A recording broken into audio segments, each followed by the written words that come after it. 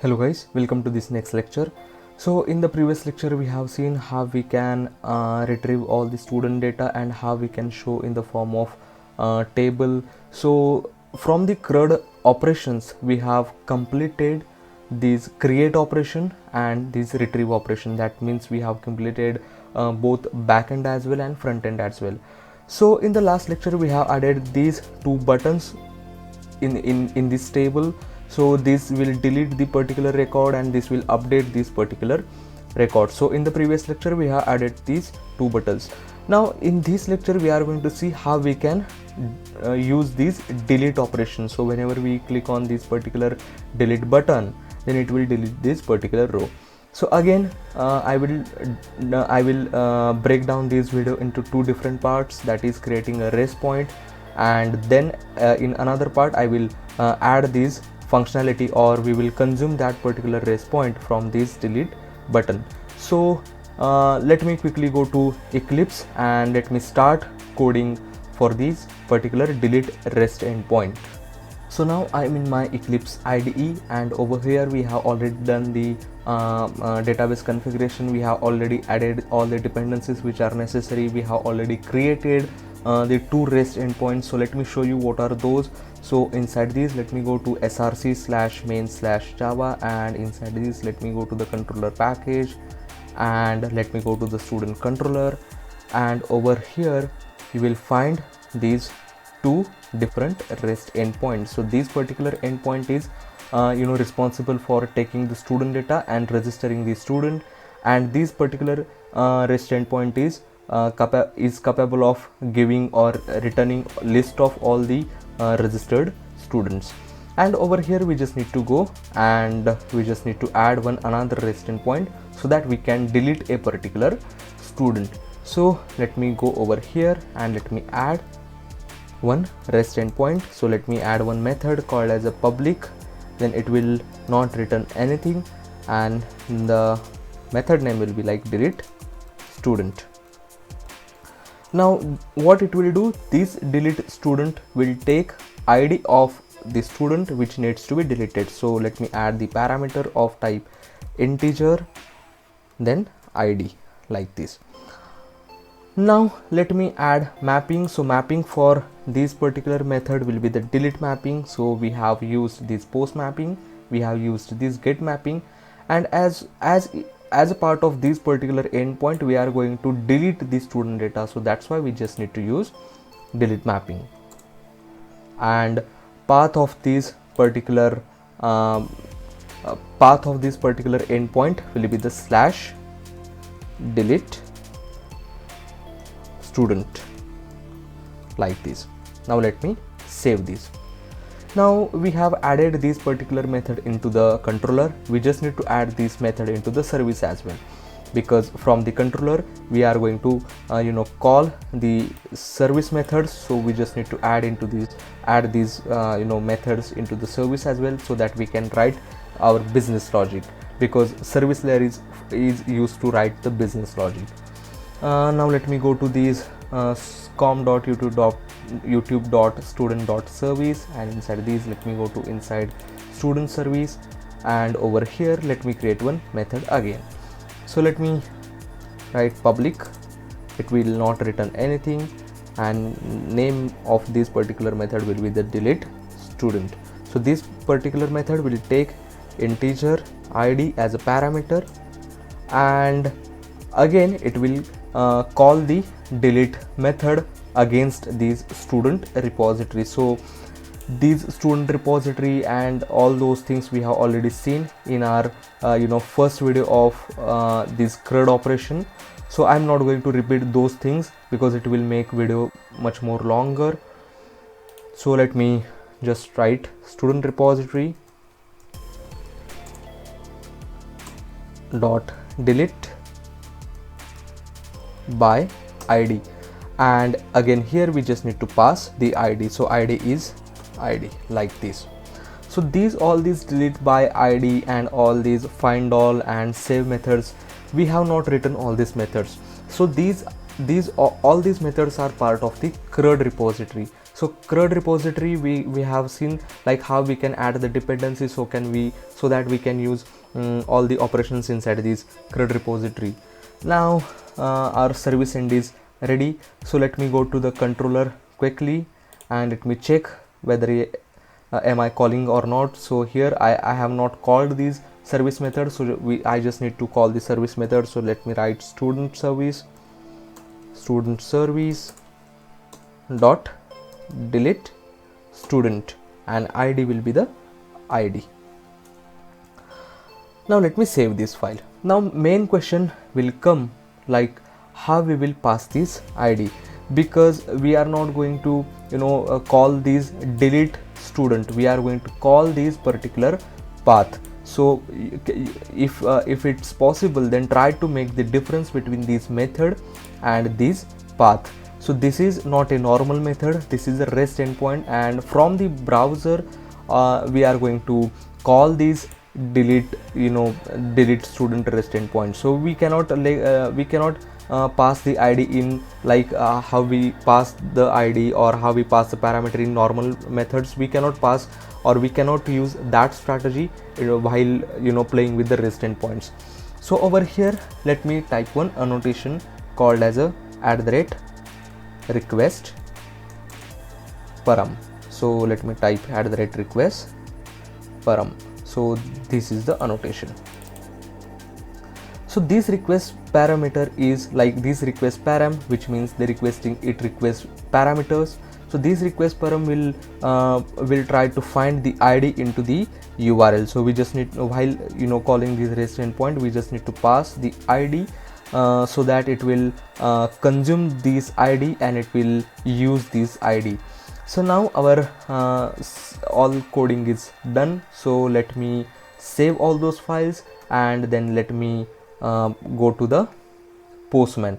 So before going to Postman, let me run this application. So let me go to this com.youtube.student, and inside this student application, and again why I'm going to this student application, because it contains main method. So if you have any different name, so you can go into that particular class which contains main method, and then you can run it as a Java class or Java application like this. So let me run this and let me wait couple of seconds so that it will start running. So now as you can see, the application started running on port 9090. So let me show you where I can find this. So here if you see, Tomcat started on port 9090. So in your case it might be 8080, because the default port for this Tomcat is 8080, but I configured this application to run it on port 9090. So it might be different for you, but remember that you need to just you just need to keep in this mind that the port number we just need to use, or we want to use, while hitting this particular response. So this port number plays very important role. And over here you will find the application time in which it is started. So let me go to the Postman and let me hit this particular endpoint. So let me go to the Postman, and here we have already seen how we can register the student and how we can get all the details of students. So let me add one more tab over here, and let me type localhost :9090, which is my port number. It might be different for you, it might be 8080 for you. And then we just need to type the path name. So path name in my case is let me go to the controller, and path name in my case is delete student. So let me copy these, let me go to the Postman, let me go to this path and let me paste it over here. Now remember that our this particular REST endpoint request parameter from the user, which is of type integer, and the name of that particular parameter is id. So we need to pass this id from the parameter.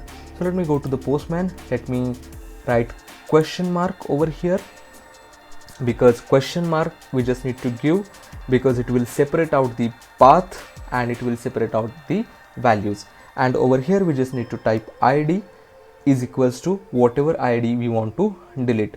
But before deleting or before hitting this REST endpoint, we just need to ensure that there must be some values in the database. So let me go to these our previous get students rest endpoint, and let me try to hit this, and let me send the request, and let me wait a couple of seconds, and here as you can see I am getting the empty set.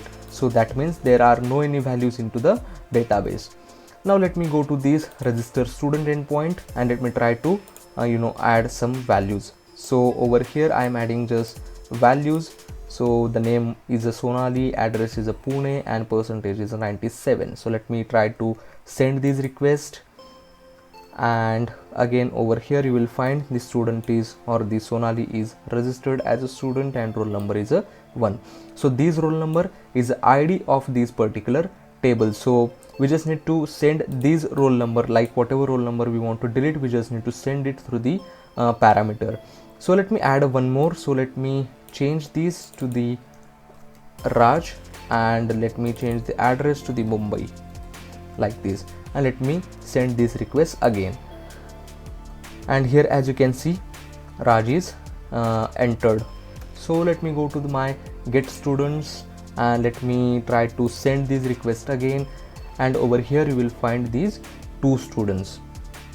Now let me open the MySQL client, so that we will ensure that yes, that is like data is already data is exactly present. So over here let me type MySQL, and let me open this MySQL command line client, and over here it will ask me password. So my password is root. If you have any different, then you just need to enter that one, and after authentication it will take me to the MySQL console. So here just let me use my database. So my database name is a show, or it's like a student dashboard. So let me type this database name in it. It might be different for you, so you just need to use your database name. So database is now changed. So let me show all the tables inside it. So let me type show tables, and the tables inside it is a Hibernate sequence, which is created by the Spring framework, and this is a student. So let me type select star from student, and let me hit the enter. Now here we have these 2 different students. Now let me delete these roll number 2 students. So let me go to the Postman, and let me come here, and over here let me give, or let me pass the ID as a 2, and again over here we just need to change this mapping. So at this time the mapping is delete mapping. So where you can find this, you can go to the REST controller, and over here you will find this delete mapping. So you just need to make sure that you are mapping it correctly. Now let me send this request. Now request is successful, and as you can see over here I am getting status 200. Okay, so 200 means that it is successful. Now let me come to my this get students rest endpoint. So let me send the request for it, and here as you can see at this time I am getting only 1 student. So let me go to the MySQL console again, and let me run again select query over here. So previously we was having these 2 students. Let me hit the enter, and now as you can see there is only 1 student. That means Raj is deleted. And let me try to again delete these this roll number 1. So let me check whether it is working or not again. So let me type id is equals to 1. So let me send this request again, and as you can see the status is 200. Okay, so let me go to the database directly, and let me check that out. Now here as you can see there is a empty set. So this is how we can create one REST endpoint, so that we can delete the data of particular student. So ID we just need to send it through the parameter, or we just need to send it through the URL, so that it will find this ID and it will delete this particular ID. So let me quickly recap. So over here we are just creating one delete map. We are just creating one delete student REST endpoint, and the mapping of that particular endpoint is a delete mapping.